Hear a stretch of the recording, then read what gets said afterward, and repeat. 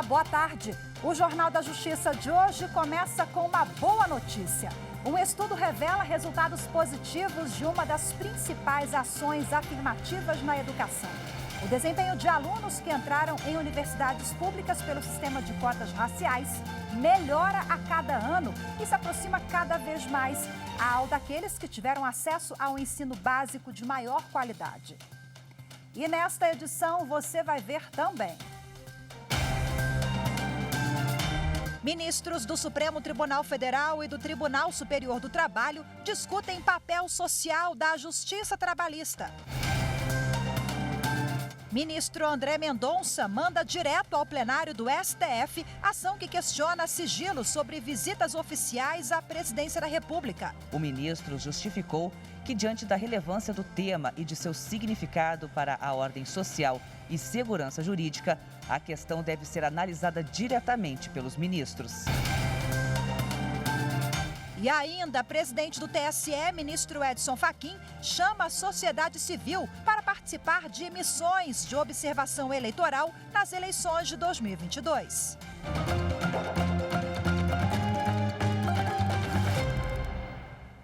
O ministro André Mendonça, do Supremo Tribunal Federal, decidiu mandar diretamente para o plenário do STF a arguição de descumprimento de preceito fundamental que questiona a implementação de sigilo das informações sobre visitas oficiais à presidência da República.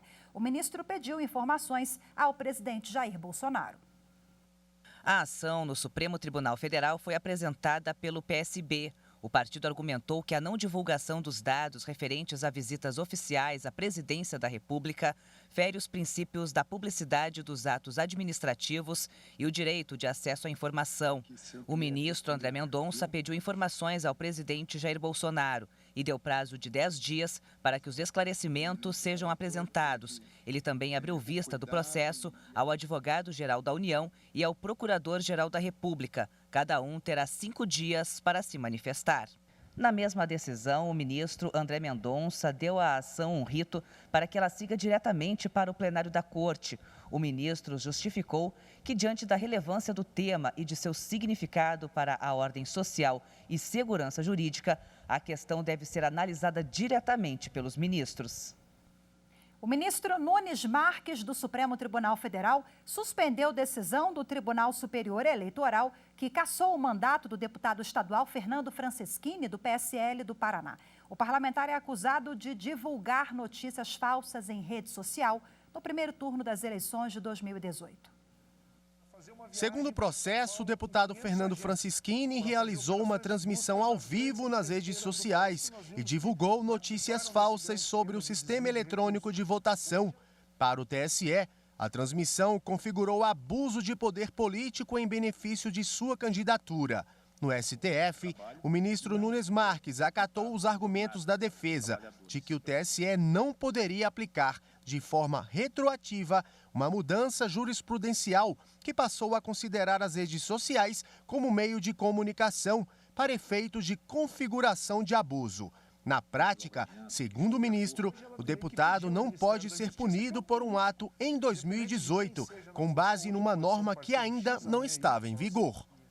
O ministro Nunes Marques apontou a necessidade de resguardar a segurança jurídica e a escolha eleitoral. Ele considerou ainda que o acórdão do TSE não traz elementos que demonstrem a manipulação midiática das redes sociais, visando a quebra da isonomia, da normalidade e da legalidade das eleições. Com a decisão, Fernando Francischini poderá reassumir o mandato. Outros 3 deputados do Partido Social Liberal, que foram eleitos pelo quociente eleitoral, mas tinham perdido o mandato, também serão beneficiados. O presidente do Tribunal Superior Eleitoral, ministro Edson Fachin, chamou a sociedade civil para participar das missões de observação eleitoral nacional nas eleições de 2022. Esta vai ser a primeira vez que organizações nacionais vão participar das eleições em missões de observação. A convocação foi feita na abertura da sessão plenária dessa quinta-feira. O ministro Fachin lembrou que o prazo para se credenciar vai até o dia 5 de julho e que as missões são de extrema importância para as eleições deste ano. As missões de observação eleitoral, como se sabe, têm por finalidade contribuir para o aperfeiçoamento do processo eleitoral brasileiro, ampliar sua transparência e integridade, bem como fortalecer ainda mais a confiança de todas e todos no tocante à lisura e segurança das eleições.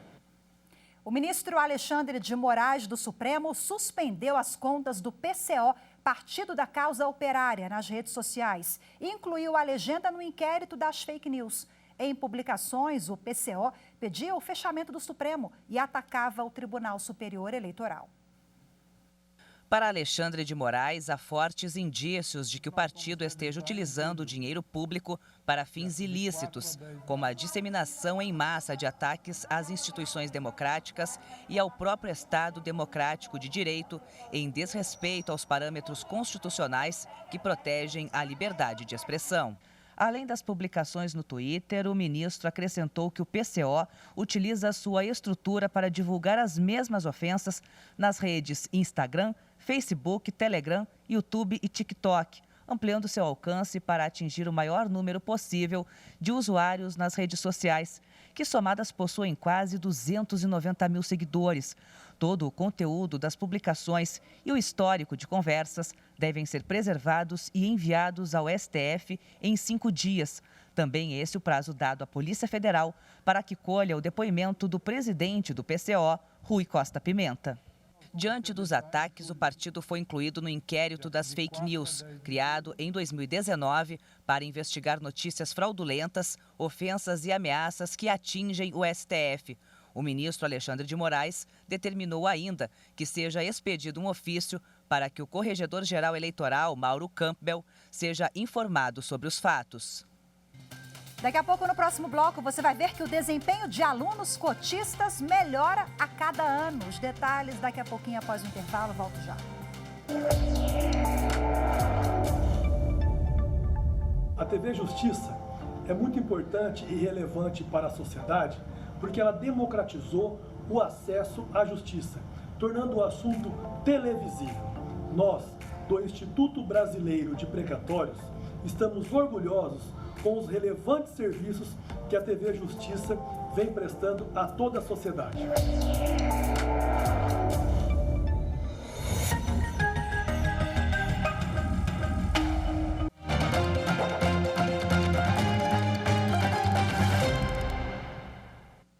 Um estudo mostra que o desempenho de alunos que ingressaram em universidades públicas em todo o país por meio de cotas raciais vem melhorando a cada ano, e se comparado com os estudantes que conseguiram uma vaga por meio do vestibular. Bom, apesar do desempenho dos cotistas ainda ser considerado inferior ao dos demais alunos, a distância entre eles tem sido cada vez menor, principalmente ao término do curso. Yara estudava pedagogia na Universidade de Brasília quando soube, por meio de uma amiga, do sistema de cotas raciais. A partir daí, a estudante decidiu cursar jornalismo, que era um sonho, e foi aprovada pelo sistema. De família humilde, Yara sempre estudou em escolas públicas.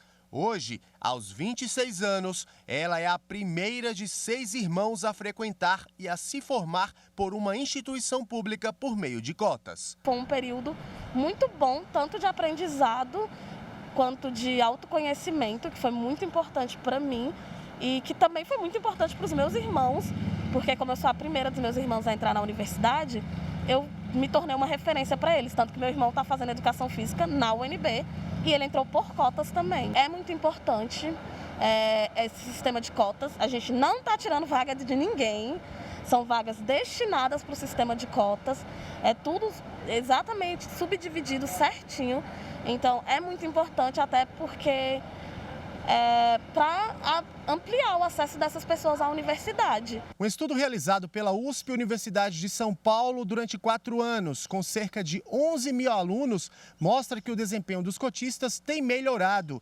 De acordo com o levantamento, logo no início do curso, a distância máxima entre quem veio de escola pública e quem veio de particular foi de 1,2 ponto na média das notas.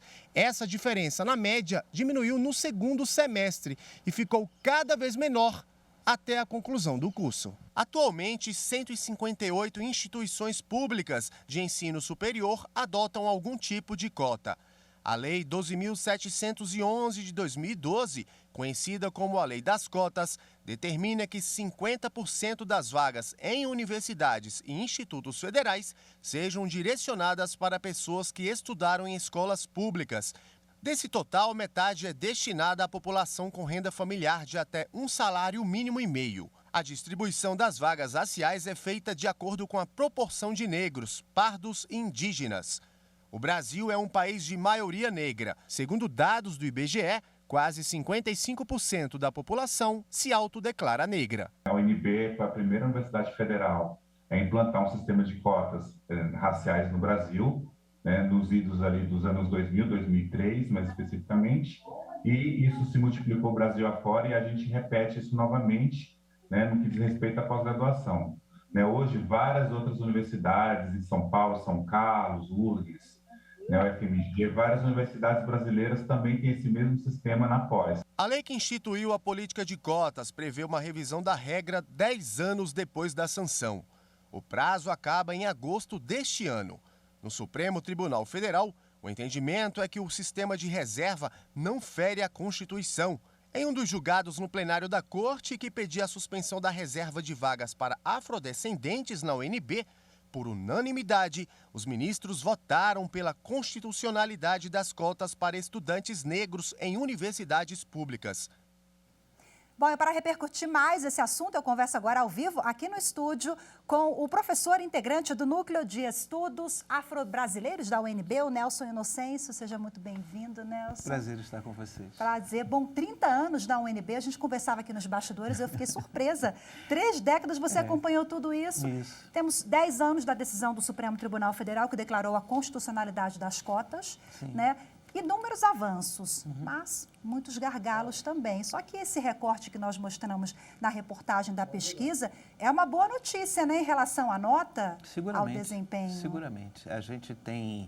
Nós temos, ao longo desses anos, avançado. Apesar das fraudes, apesar das sabotagens, apesar dos problemas encontrados nesse percurso, eu continuo entendendo que toda essa mobilização pró-cotas raciais, e na verdade isso é uma história longa que vem desde o ativismo negro, desde o movimento negro e da adesão de outros segmentos da sociedade, tem sido significativo para que a gente comece a avançar como uma sociedade plural e que quer efetivamente ser democrática. Então, quer dizer, a democracia não pode prescindir desses avanços, percebe? Então, eu acho, no meu entendimento, a política de cotas é parte de um projeto, de um grande projeto, não termina nas cotas, mas a gente também tem que pensar os currículos acadêmicos, a flexibilização desses currículos e conteúdos que não sejam apenas conteúdos referentes às culturas ocidentais, percebe?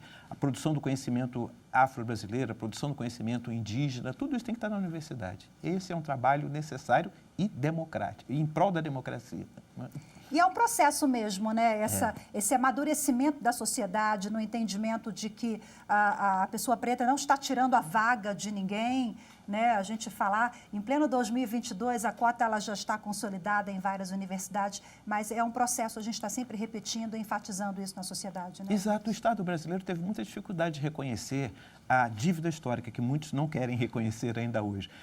Mas é só fazermos uma digressão histórica para entender essa dificuldade do Estado brasileiro. E a abolição da escravatura não contemplou as demandas da população negra no sentido de que ela era uma população alforriada, mas sem direitos, sem direito à participação efetiva na sociedade brasileira, percebe? Mas o Estado brasileiro definiu políticas para imigrantes europeus já no século XVIII. Então, para a gente discutir cota, a gente tem que voltar ao século XVIII e entender o que foi esse trabalho, essa ação do Estado brasileiro no sentido de atender segmentos específicos, como no caso os imigrantes europeus. Isso é fato.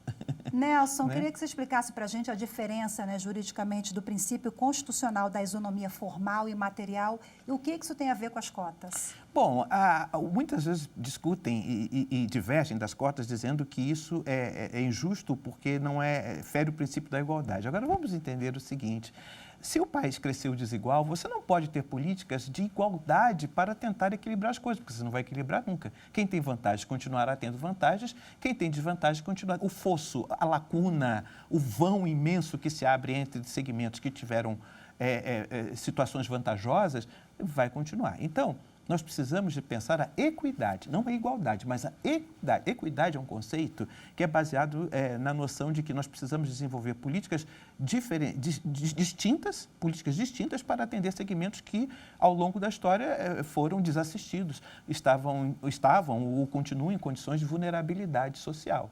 Percebe? Então, a equidade é um conceito que antecede a igualdade. Antes de pensarmos em igualdade, nós temos que pensar em políticas da equidade, que é essa diferença, são essas políticas que tratam de forma diferentes aqueles que foram socialmente tratados como diferentes, entendeu? Então, isso é fundamental. Como é que você avalia as bancas de heteroidentificação? Absolutamente necessárias, absolutamente necessárias. Acho que a gente viu no VT aí o argumento sobre a Lei 12.711. Um dos grandes problemas é que a 12.711 ela é muda, ela silencia, ela não aborda a questão da heteroidentificação. Então, muita fraude aconteceu e continua acontecendo nos certames, nas seleções, onde você tem a autodeclaração como único critério para o acesso à universidade. É importante que as pessoas digam que elas são, isso é fundamental. A autodeclaração, eu digo que é necessária, mas ela não pode ser absoluta. Quer dizer, você tem, acompanhando a autodeclaração, você precisa ter as bancas de heteroidentificação. E quais são os outros elementos? Não, os outros elementos, na verdade, é o seguinte, no processo seletivo, você conferir se está havendo falsidade ideológica, se a pessoa não está honrando com a verdade, isso é o princípio fundamental. Depois, quer dizer, é muito importante que as pessoas entendam que a cota é para o acesso. Não existe tratamento diferenciado porque você entrou por cotas da universidade. A Universidade de Brasília, por exemplo, que é a universidade, conforme você falou, eu estou lá há 30 anos, primeiro como técnico administrativo, depois como docente, estou lá desde 92. A universidade, ela tinha antes o MGA, que era a média geral acumulada, alguma coisa assim. Hoje a gente tem o IRA, que é o índice de rendimento acadêmico. O que é o índice de rendimento acadêmico? Ele serve para, ele é uma forma de, uma referência para que o aluno tenha um desempenho de acordo de acordo com o que a universidade propõe, de acordo com o que a universidade apresenta como um rendimento aceitável. Então, por exemplo, o IRA, o que a gente chama de IRA, o Índice de Rendimento Acadêmico, é para todo mundo, é para toda a classe estudantil. O aluno ou aluna que não estiver acompanhando, que não estiver com um índice de rendimento compatível com aquilo que a universidade propõe, ela ou ele corre o risco de ser desligado. E isso é só para dizer que nós temos critérios para avaliar o desempenho dos alunos e alunas. Então, dizer que a cota vai fazer decrescer, vai permitir uma queda na qualidade do desempenho, isso é falácia, isso é um equívoco, isso é um engodo, isso é um engano, entendeu? Nós precisamos entender que, inclusive, esse desempenho dos estudantes vem aumentando cada vez mais. Né? E a pesquisa que a gente mostrou na reportagem aponta justamente isso, né? Que as pessoas falavam, eles não têm bom desempenho, nada disso. A gente prova que esse desempenho está se aproximando. Compatível. E olha, muito bom isso, porque você vê a precariedade. Muitos alunos vêm de uma formação precária. Exatamente. Entendeu? O mérito é dessas pessoas que chegaram na universidade em condições muito adversas e estão aí mostrando que o potencial é humano, o potencial não é de raça, o potencial não é de classe, o potencial não é de gênero, o potencial é humano. Maravilha! Muito obrigada pela sua participação aqui mais uma vez, pelas reflexões todas. Boa tarde para você, até a próxima. Para vocês também, muito obrigado pela oportunidade. E você vai ver a seguir no próximo bloco, ministros do Supremo Tribunal Federal e do Tribunal Superior do Trabalho discutem papel social da Justiça do Trabalho. É daqui a pouco, não saia daí. Esse ano a TV Justiça completa 20 anos e ao longo desses 20 anos ela se transformou num canal de comunicação facilitado entre o jurisdicionado e a justiça como um todo, refletindo-se em uma maior efetividade na comunicação das informações, na compreensão e, sobretudo, em uma análise crítica do mundo jurídico.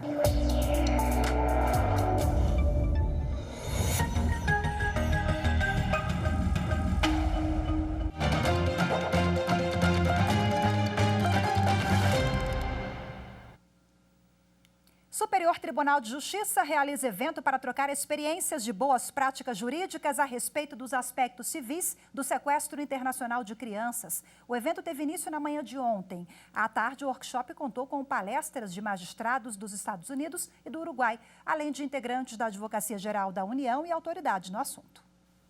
A tarde do primeiro dia de workshop contou com apresentações de pontos essenciais para garantir a aplicação da Convenção de Haia de 1983 e o melhor interesse da criança. O objetivo do evento é estudar diferentes formas para melhorar a qualidade e a rapidez da prestação jurisdicional nos processos de retorno de crianças e adolescentes aos países de origem em caso de sequestros internacionais. O workshop é realizado pelo STJ em parceria com o Conselho Nacional de Justiça, a Escola Nacional de Formação e Aperfeiçoamento de Magistrados, a ENFAM, com o apoio do Tribunal Regional Federal da Terceira Região. Na ocasião, foi compartilhada a experiência do vice-procurador-geral da Divisão Criminal da Califórnia, nos Estados Unidos, com casos do México e como os agentes trabalham em consonância para garantir o melhor interesse da criança. Mais coordenação entre a autoridade central, os juízes, também os advogados, os fiscais e investigadores, com a meta de fazer um procedimento eficiente, efetivo, para implementar o espírito do convênio. Foram destacados também pontos sensíveis com relação à Convenção de Haia. Um deles é a visão eurocêntrica da norma, que muitas vezes não engloba pontos que são cruciais em outras culturas. Esse é um ponto que já envolve mais uma atuação internacional mesmo da AGU, no sentido da gente dar o suporte jurídico ao Itamaraty nas discussões que ocorrem na própria Conferência da Haia na Holanda. Então, quando existe a reunião da conferência e vão ser discutidos os aspectos do tratado, como, por exemplo, o guia de boas práticas, a gente pode levar as posições jurídicas do Brasil, inclusive as decisões judiciais mais comuns, a nossa jurisprudência, o entendimento da Justiça Federal, do Superior Tribunal de Justiça, e a gente leva e tenta mostrar, fazer com que a comunidade jurídica internacional e a comunidade da Haia também encampem esse entendimento. Um desses pontos é a violência doméstica configurar como exceção à aplicação da Convenção de 83. O dado que a doutora Fernanda, da Autoridade Central, traz é muito preocupante, porque no Brasil, 80% do parente que retorna com o filho, que subtrai o filho, é mulher. Então, esse tema para o Brasil precisa ser um tema mesmo super discutido, olhado com lupa. A experiência uruguaia sobre o sequestro internacional de crianças também foi apresentada. A agilidade no processo tem se mostrado benéfica para o menor.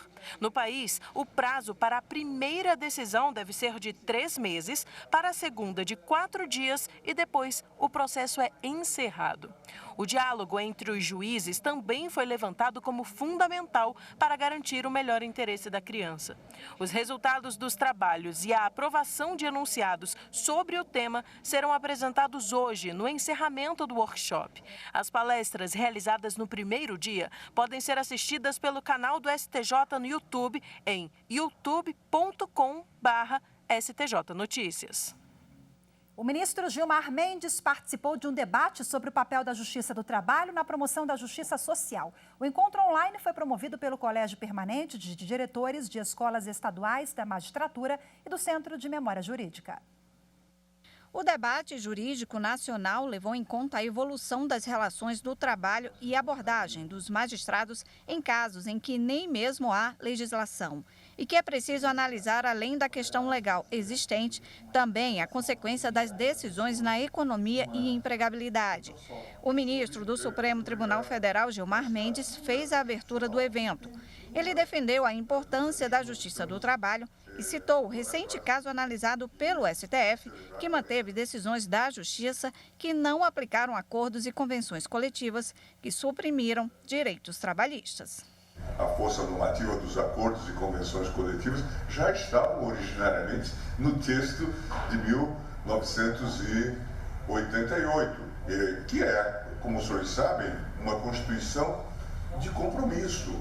É uma Constituição que tentou compor, não é, os lados eventualmente, em conflito. E tínhamos também uma vasta jurisprudência do Supremo Tribunal Federal e também do TST, que albergaria essa orientação. O ministro Gilmar Mendes ressaltou que é preciso um debate mais amplo sobre o uso da tecnologia na manutenção dos empregos. Segundo o ministro, o debate que trata de visão social deve ser compatível com a realidade. Na palestra, Gilmar Mendes lembrou o caso de Genivaldo de Jesus Santos, morto em uma abordagem policial em Sergipe na semana passada. Se num cursinho para entrada na carreira de policial já se ensina métodos de tortura, o que se imagina que o indivíduo que logra acesso à instituição policial vai fazer quando lá estiver? O que ele espera? Veja, não se discutia direitos humanos, se discutia exatamente isso. Da mesma forma, eu acho que nós temos que voltar os nossos olhos para a formação dos magistrados e, no caso dos senhores, certamente temos que discutir isto. Os ministros do Tribunal Superior do Trabalho, Maria Cristina Peduzzi e Douglas Alencar Rodrigues, também participaram do evento. Nós não podemos negar que a tecnologia está aí, é um processo inexorável e irreversível, e nós precisamos encontrar caminhos, seja a partir da autorregulação, seja a partir da atuação do Poder Legislativo, que possa trazer um conteúdo mínimo de proteção social a esses trabalhadores que atuam, sobretudo, por meio de plataformas. Hoje ficamos por aqui. Muito obrigada pela companhia. Boa tarde, ótimo fim de semana. Tchau, tchau.